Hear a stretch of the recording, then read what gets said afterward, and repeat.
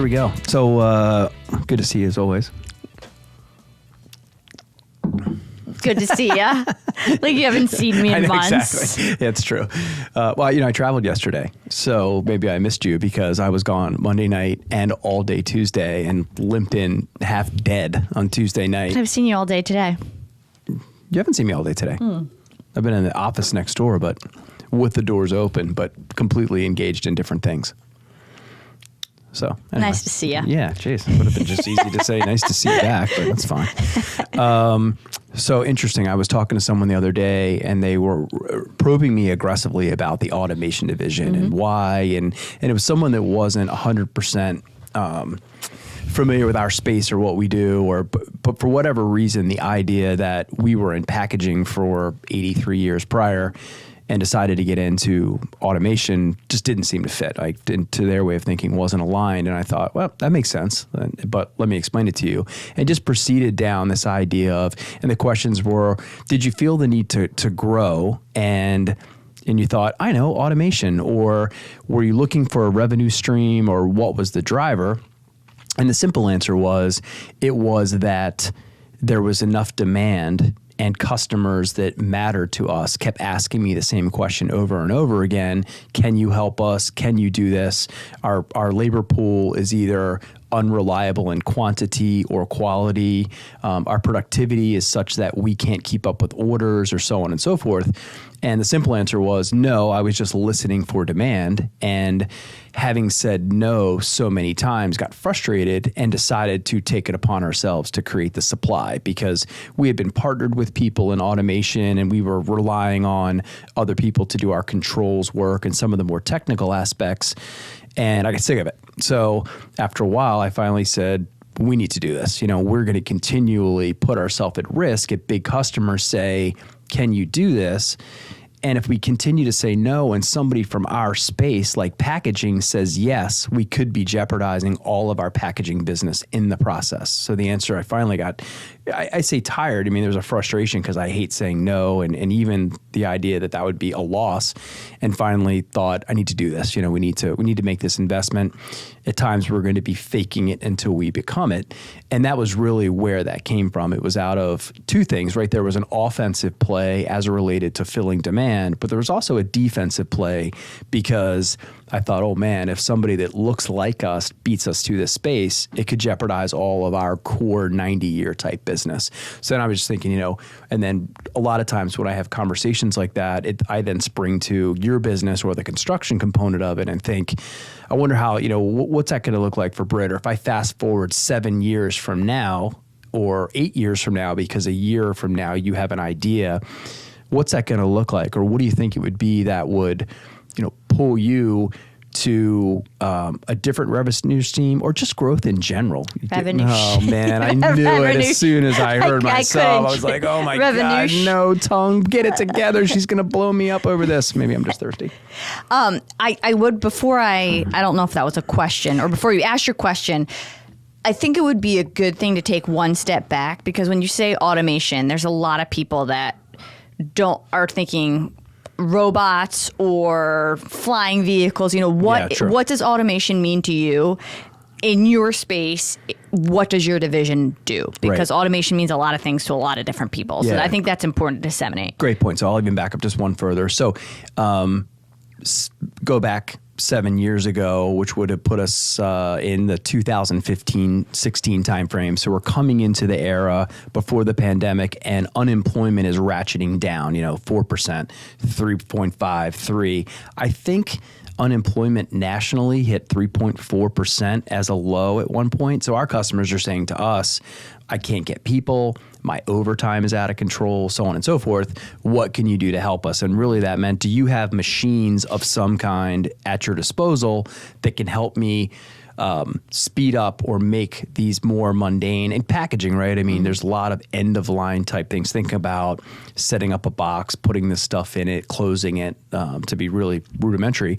But that's all very labor intensive and really non-value add. I mean, if you're in a manufacturing plant, the things that go into making the widget are value add. Everything else that's not that are non-value add. So a lot of times they'll start with the packaging guy and say, hey, packaging guy, what can you do about this big pile of widgets at the back of the line that we can't get out. And sometimes if it's in those days prior to building this out, there are machines that are pretty simple that you can almost reach off the shelf and say, oh, you need this machine that will close the box, and it does it faster than your humans, and that pile goes away. And Stock, not custom. the piles. Yeah, or adjustable enough that you can accommodate a bunch of different sizes. So, but then it got more complicated because they were starting to struggle to get certain types of employees that were in the process actually making the widget. So it would be, Mick, you've done a nice job on the end of the line. You seem to have solved these problems for us, which problems in the manufacturing world are usually a constraint. There's a pile, right? And something's blocked, and there's a pile that gets formed by that blockage, or the only option is to throw heads and people at it to keep it under control, which isn't sustainable cost-wise. So it was, Mick, can you go upstream into the process, and can you help us up there too? And many times the answer, because we just didn't have the talent internally to Arnold Packaging, because it would have you building machines or tying multiple machines together even, which is called integration. We didn't have that skill set or that superpower in-house. So that's that automation component. And really what we're doing there is I don't love the word automation. It's about productivity, right? So it's looking at input and output, input being manpower, output being the widgets that you make in a minute, an hour, whatever, and improving upon that, decreasing the input, increasing the output, but usually it's both. So we tend to use automation as a way of doing that, which would have you thinking about robots and cameras and autonomous guided vehicles and crazy nerdy stuff like that. But really those are just tactics that are tied to the strategy of improving productivity. So it's called automation, but really what that group is doing is making our customers more efficient by pulling the edges on input and output.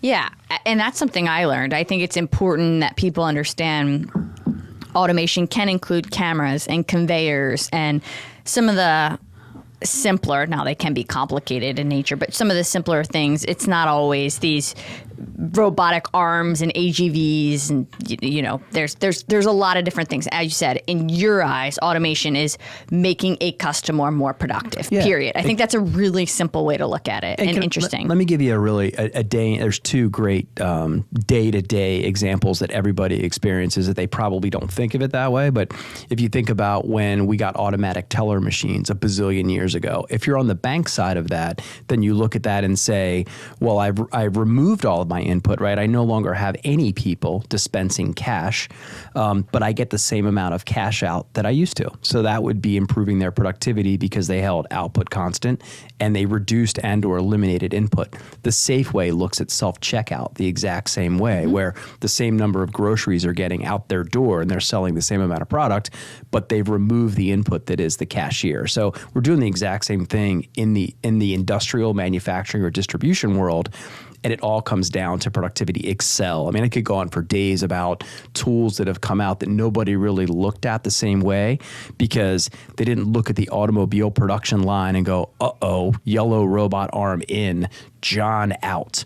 That was all very quietly done, whether it was the bank teller or the cashier. Now it's becoming a lot more. There's a lot more sensitivity and a lot more acknowledgement of it. But it was much quieter. No one said a word when Microsoft developed Excel and cleaned out the back offices with accountants and that whole piece.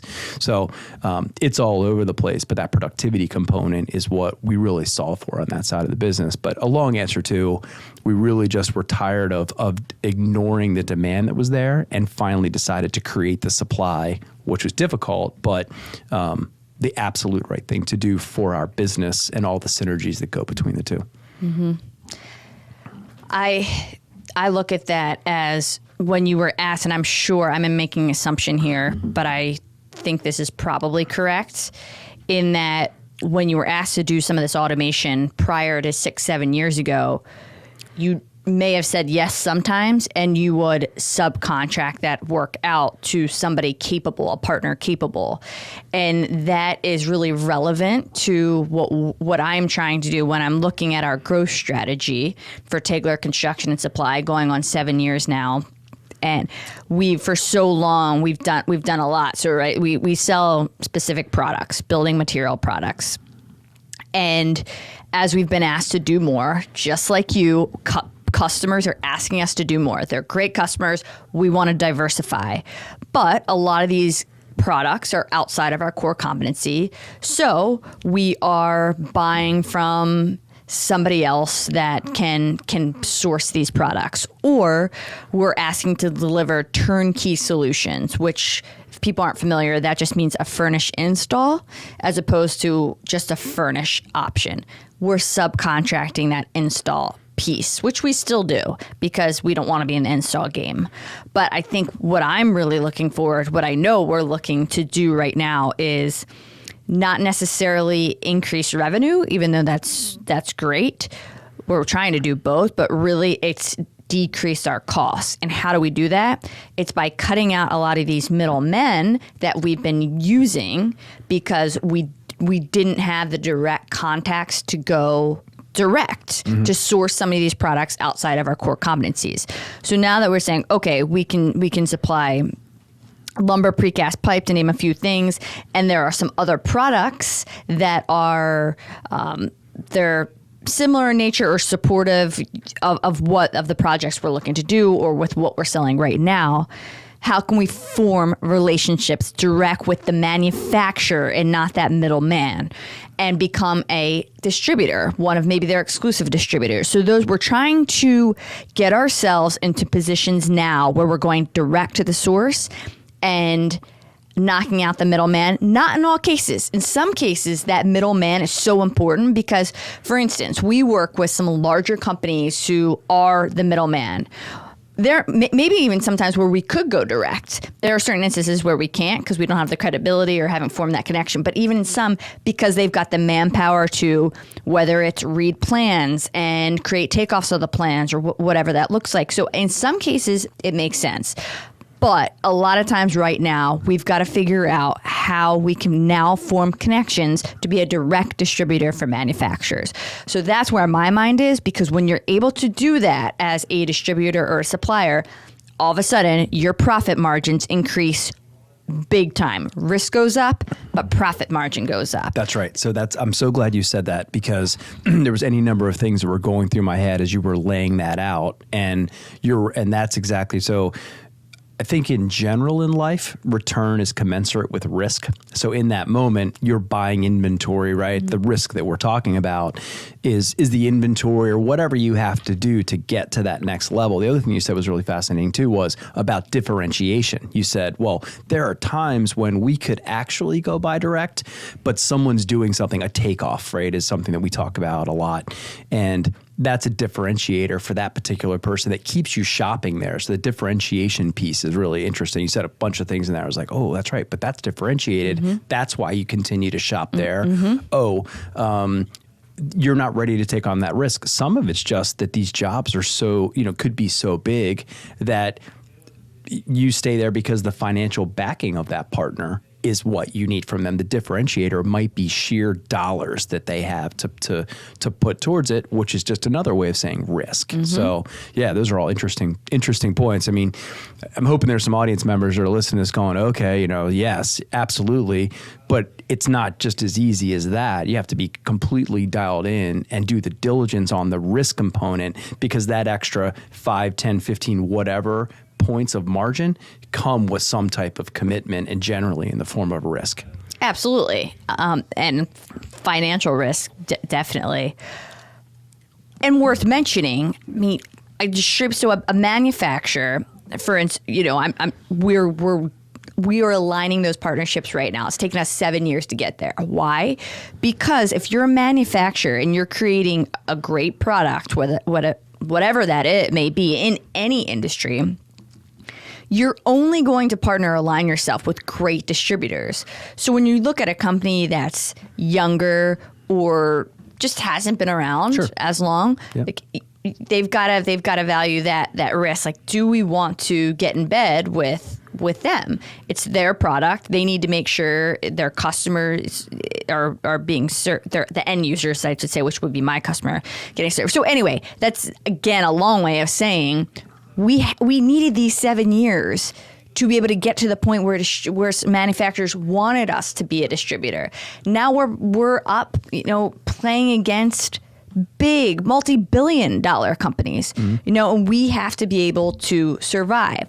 And I think it's worth saying, just because we are by far, not even close to the smallest distributor for a lot of these manufacturers, there's something to be said as a smaller distributor, and just being closer and more engaged. A lot of these other competitors, I will call them, that are also distributors, they've got so many more products, or they're simply not as hungry because they don't have to be. There are all these things that you can leverage as a small business, as a distributor, where all of a sudden you become wildly valuable to this manufacturer. And typically it's going to be regionally or locally, and maybe not national like some of the other competitors you're working with. But these guys are looking at local. They're all territorial in nature. Yeah. So if the job's being done here, the job's being done here. That's right. And I think, because we only have a limited amount of manufacturers we work with, and they are so critical to our business success, every single one of them, that profit margin means a hell of a lot more to me than it does to the big multi-billion-dollar company. That works in our advantage if we scrap and we work hard and we're diligent. Right. So I just think, a lot of smaller companies that are out there maybe in the same positions, because this is so relevant to so many other industries that want to source products direct.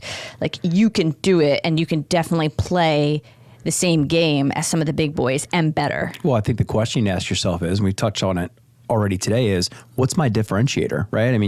You were talking about scrappy, and the word you didn't put in there yet, but I knew you were going to, is agile, that agility. You'd have to ask yourself, if I'm going to compete here, what's my differentiator? Why would my potential customer pick me over the behemoth, right? If I'm David and that's Goliath, what would be more attractive or differentiated about David, where you'd say, you know what? You might look a little riskier, if you will, just because of your size. And for whatever reason, some people may equate size, whether that's in revenues or buildings or people, exclusively as an indicator of risk. It's not necessarily at all. So if I'm in that moment, and I'm, regardless of who you're competing with, because you might find other small companies that are incredible, right? And they know exactly what their differentiation is, and they get that messaging to the customer faster, better than you do, then you're in trouble. You've lost that edge, or you might have lost that opportunity. Well, we're going to be faster every time. Like, I know that if there's 5 distributors regionally, and that is with the particular product I have in mind, there is only 5 of us. We're going to be first to the customer every time. Now, are they going to go with us? They might have a long-standing rapport with some of these other distributors, and the answer might be no. But we will get there faster because we're smaller and we're more agile, and we're younger and we're hungry right now. Right.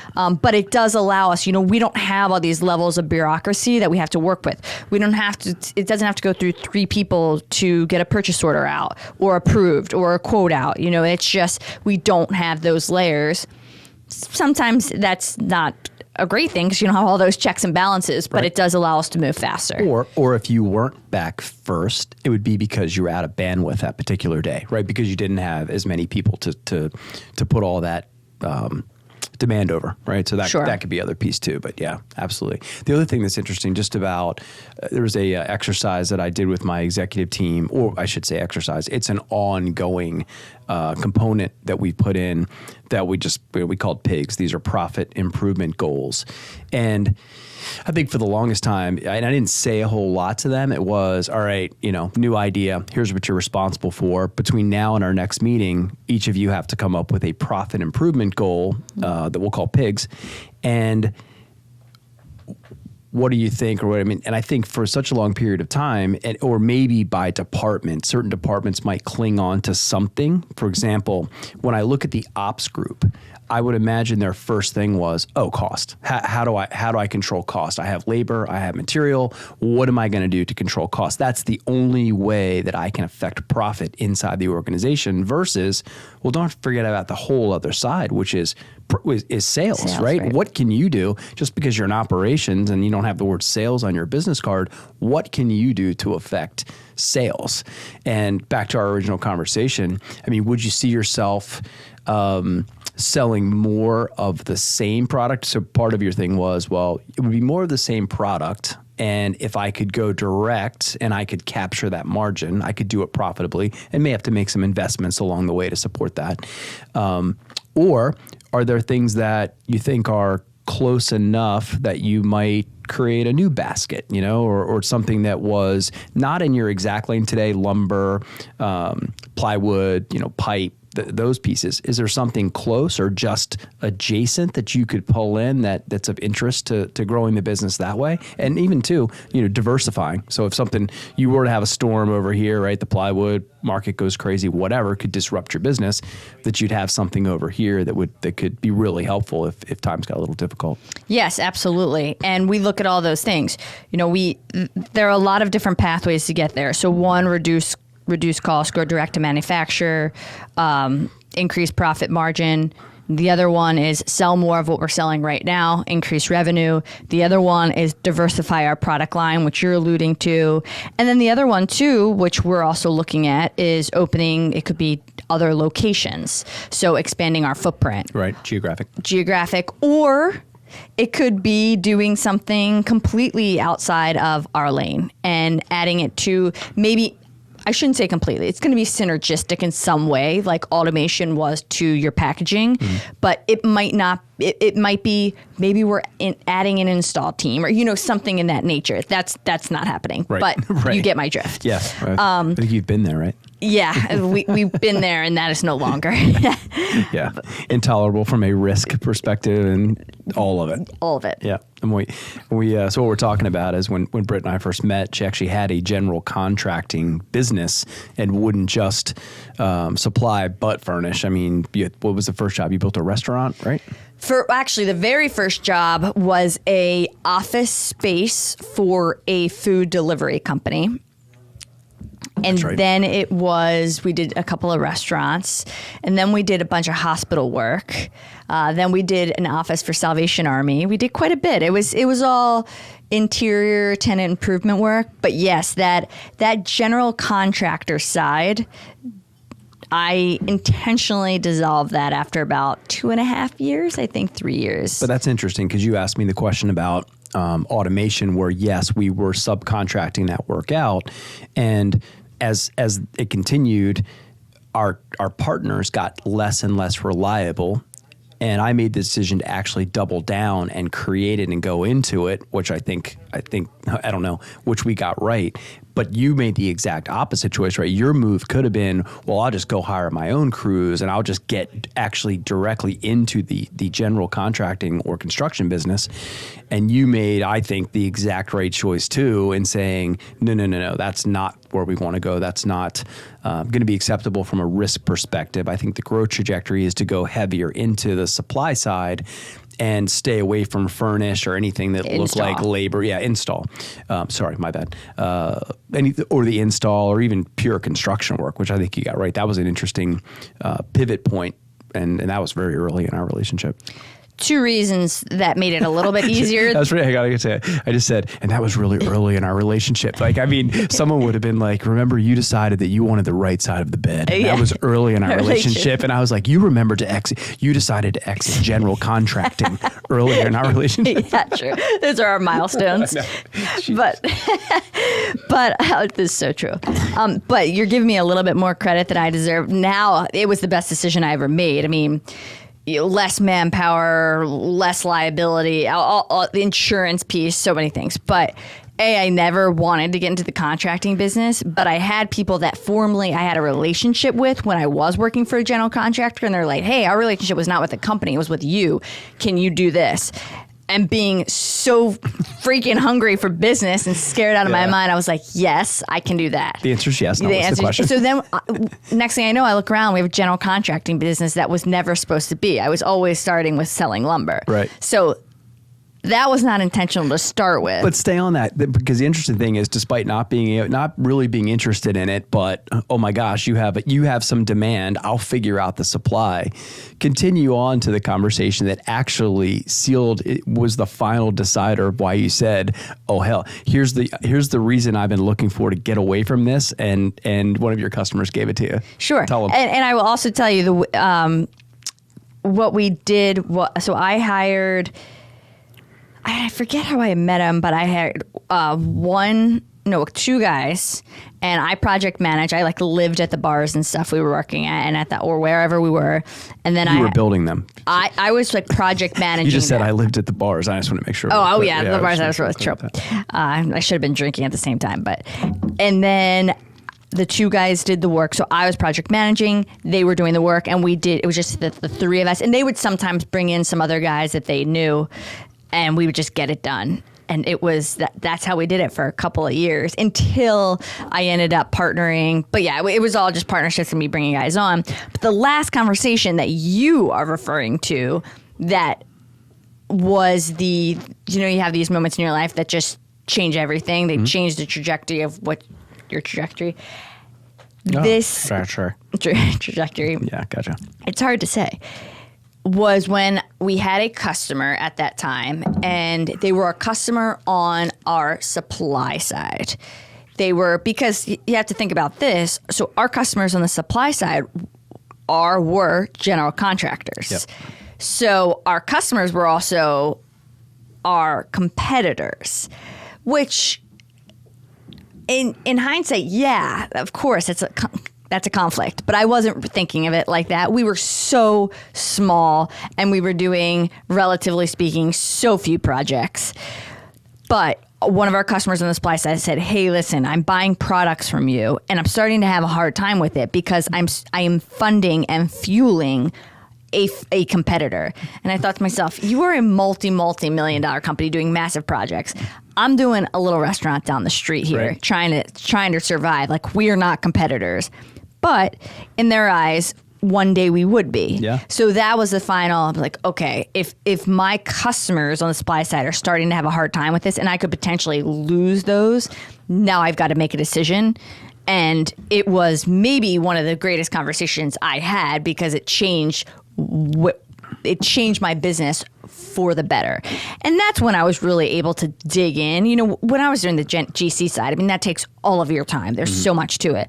That was when I was really able to dig into the distributor side, the supply side, and build that business. Well, yeah, you effectively become a slave to the schedule. You end up looking like a shift worker, if you will, because you're following construction schedules, right? You end up working or living the life of someone that's on the job, because you have to be there when they are, and all of your flexibility and the things that you love about running your own business are somewhat stolen from you if that's the choice that you make to go in that direction. Well, let's be honest. We don't really, if you run a business, you don't really have a lot of, you're always on the clock. So I'm not sure it makes much of a difference. But what I will say, but at least you can. But with no flexibility in schedule, that's even worse than working 24/7. We were doing hospital work, so right. It was weekends. It was middle of the night when things go wrong. We needed, I can't think of this, but it's clean air. You need certain equipment. It was a lot with a very limited amount of people doing it. So anyway, it was a great decision, and that conversation was transformational in the business. But it's those certain, if you look through your business, it's interesting how you can pinpoint those certain conversations and be like, wow, that simple 5-minute conversation changed the direction of the business. That also might have been, you and I talked through that a lot. That might have been one of our early duo moments, if you will, where I was looking at that too. And I think it's because I watched you go to a hospital in a really challenged part of town at 3:00 in the morning and thought, it was like a Sunday or Saturday. Yeah. And it was I have not thought about that since. That's right. I was like, click, click, click. Are you still alive? Please tell me you're okay. It was like every 10 minutes. And I thought, absolutely. Oh boy. Yeah, I'm not really a big fan of this. So, very true. It's one of our early collaborations. It is. So I don't know if I ever even answered. I went on my own little rant there. I'm not sure if I actually answered the question, which the growth strategy is for us and which bucket we're going to be filling as far as how are we going to build. And I think the question is all of it are options. I don't know. I've never really been someone that said in 5 years we're going to be this, 5 years we're going to be this, even a year. Right. I don't know. I just know that we do the best at what we're doing now, and we see what organically transpires, and then we lean into what looks like great opportunities. Yeah, I think I heard it put very simply along the way. It was, it's going to be what the customers want it to be. Right. I mean, that's whether that's speaking to the demand component we've talked about, but it's going to be what the customers want it to be. And, your job's to listen to that.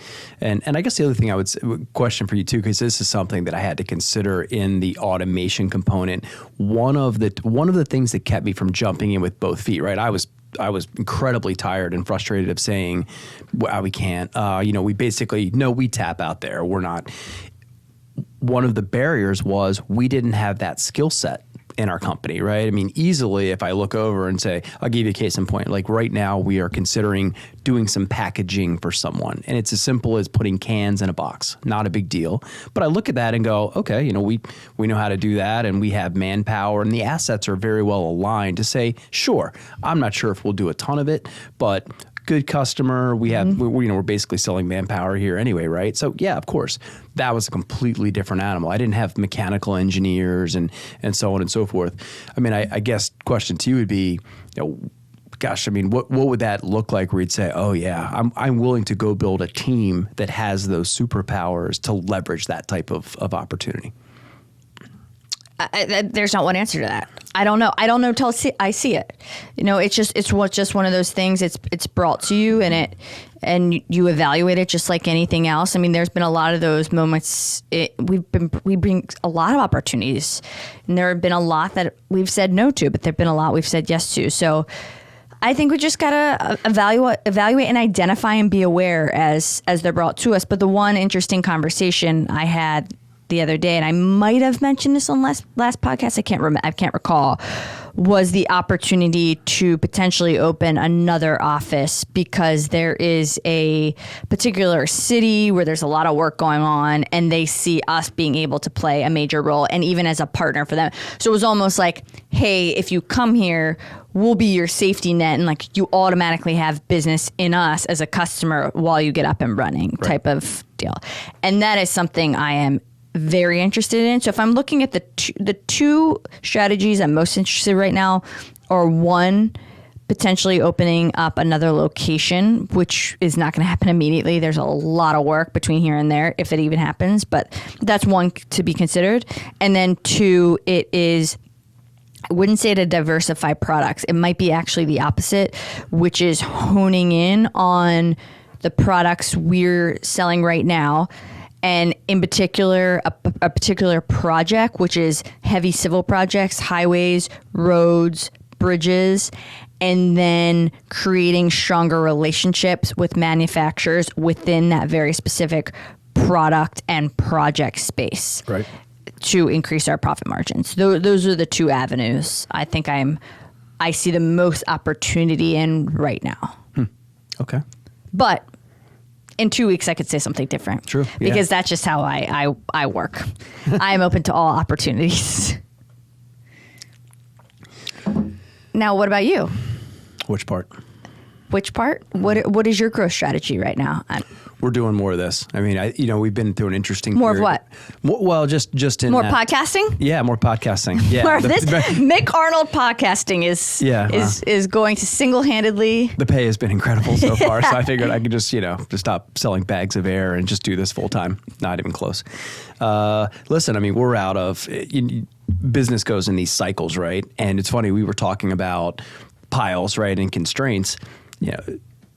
The evolution of a business, at least in my experience so far, and I'm not sure if this is particular to us or not, but in my role, I'm really just a big project manager and looking for the constraints. Our last big, yes, the business has been growing and we've had some great growth, but at the same time, we were lacking in infrastructure. So whether it's the building and some of the things we've done, we spent a lot of money creating supply. I feel like we're having a supply and demand conversation today a lot, which is interesting because when you were just talking about going to another city, the short answer is, well, there's supply down there. There's demand down there that's not being met. So I'm just going to go add supply. I mean, that's the real simple thing. And we've had to spend the last few years creating supply, infrastructure, whatever that is, so that we can sell more product. And now that we have done that, it's sales, sales, sales. I mean, a lot of the big chunk of our investment for the foreseeable future will be in the sales and marketing side of the business because we have all of this capacity that we've built and now we have to go fill it. And it's not ever this one or the other. You're trying to do it all and time it all. When's the perfect moment to bring on that machine that doubles your widget output? Or, and it's the same exact conversations and scenarios we talk our customers through. We're going through it internally as well, right? I mean, when do we double the widget production? Because we know the market's going to want more widgets. Well, there's that very fine line because the widget production doesn't double by itself. You have to invest in some fashion, and usually while you're doing that, you're making less money, right? Or your that investment is sapping your profitability until you can get back over and sell more widgets again. So for us in this moment, it's about selling more, which is just simply creating more demand. I mean, we just keep it on supply and demand today. That's a cool thought because it really, is economics 101, but it really does make the business world go round. If you just look around, what businesses are doing is creating supply to fill demand that they've identified. Would you consider, much like we are, ever expanding the Arnold packaging or Arnold automation or both footprint? Always, but I would say yes, but not until in the short term. Not until I sense that there's anything that looks like market saturation or we're done here. I'm not in any massive hurry to get on planes, trains, and automobiles and spread our resources. There's so much wonderful business here in the DMV that we don't have. There's lots of people buying packaging that we're not selling it to. And, I think we're head down and our marketing team, which our production team is our marketing team, which is pretty cool. We're head down on the print penetration piece to say, why are you buying brand B when you could literally buy brand A, and working on that. And because we know in this market with the assets that we have, transportation and so on and so forth, we're a very formidable competitor. Those are differentiators of ours. It becomes less hard to differentiate in another city, or if you look at the investment that it takes, warehousing, so on and so forth.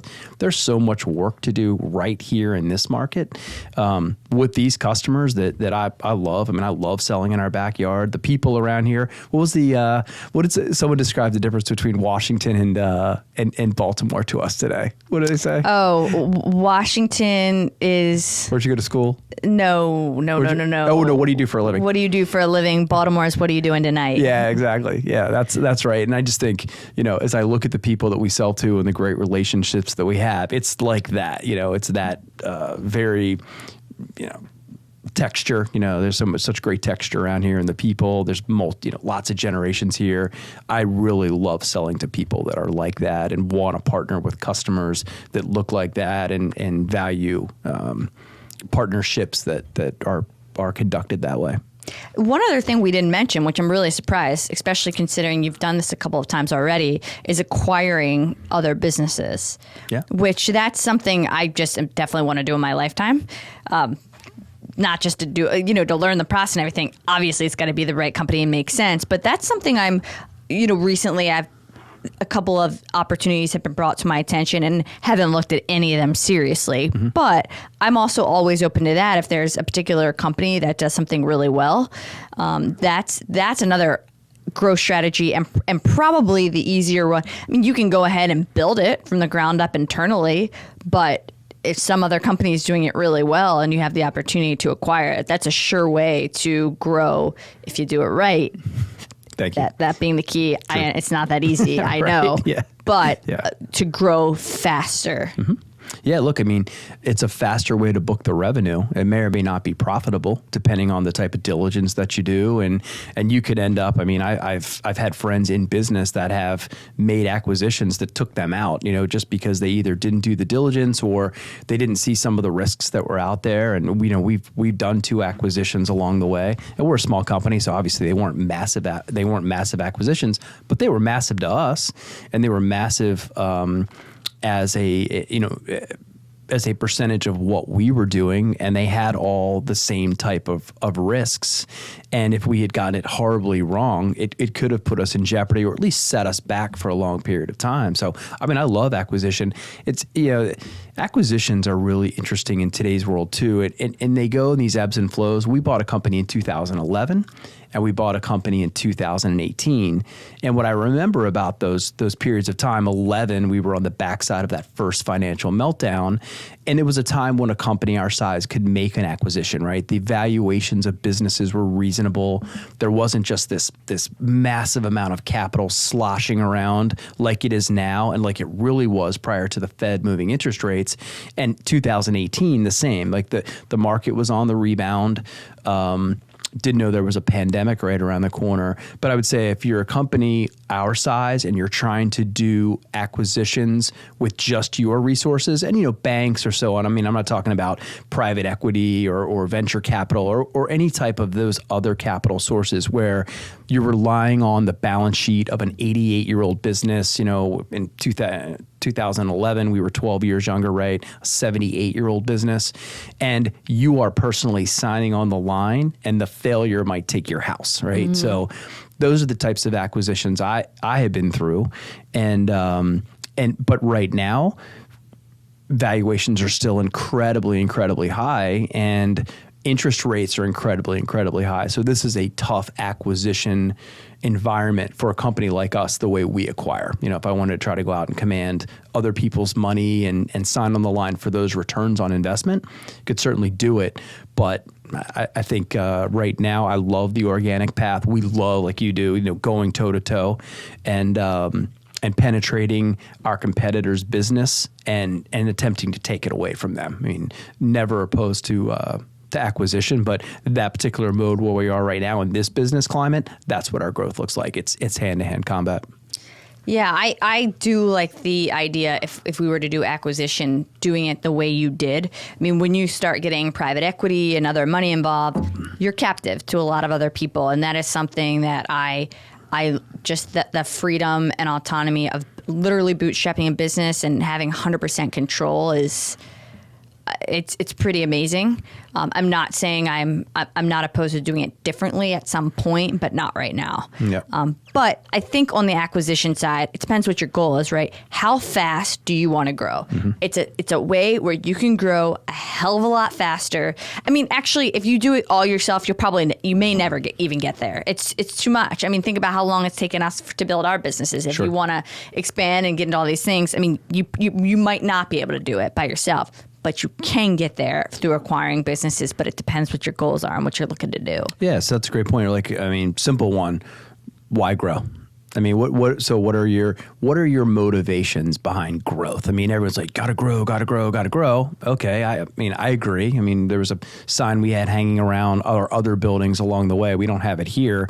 If you're not growing, you're dying. Things along those lines. So, at your core, what is your motivation behind growth? Mm-hmm.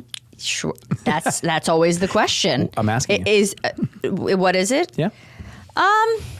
Good question. I mean, for us, we're growing because we're growing our customer base. They're asking for more things. If we don't grow, we are going to have to turn away a lot of work, which you can do that. I don't. I think there's so much demand out there to be fulfilled that we're not fulfilling. So I want to grow just because the demand's there.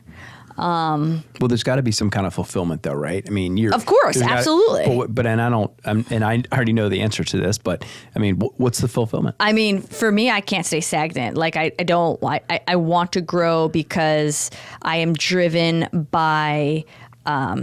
I'm driven by challenge, by achievement, by, you could say some of it's ego based for sure. And I would tell you, you're absolutely, that's part of it.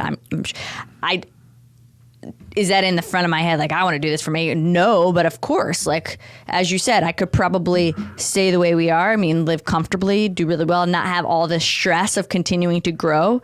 But that's just not in my DNA. I don't know. That's like, I have to have, as we talked about, some kind of what's the next boulder, what's next. It was like that keeps me going. Like that adrenaline, that drive. It might kill me too, seriously. Yeah.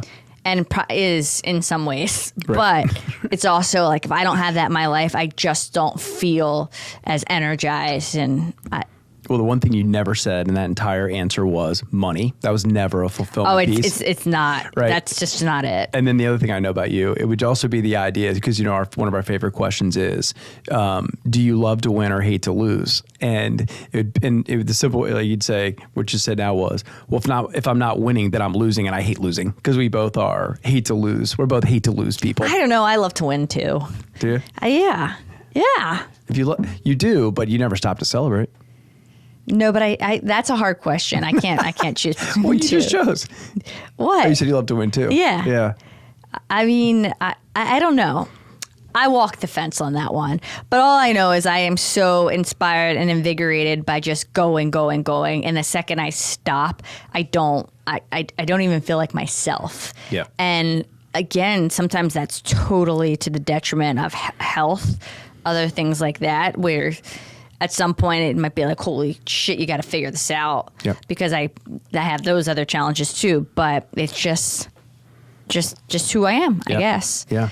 I mean, how about you?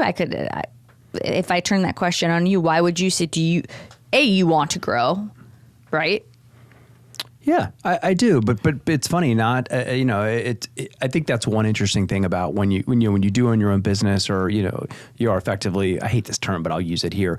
Calling the shots. You do get to choose, right? I mean, if growth is part of the strategy, or is it more profitability? I mean, certainly, for the business to thrive and provide for all the people that it needs to provide for, you need to grow just by virtue of things that it gets more expensive to run the business and so on and so forth. I mean, unless you can continually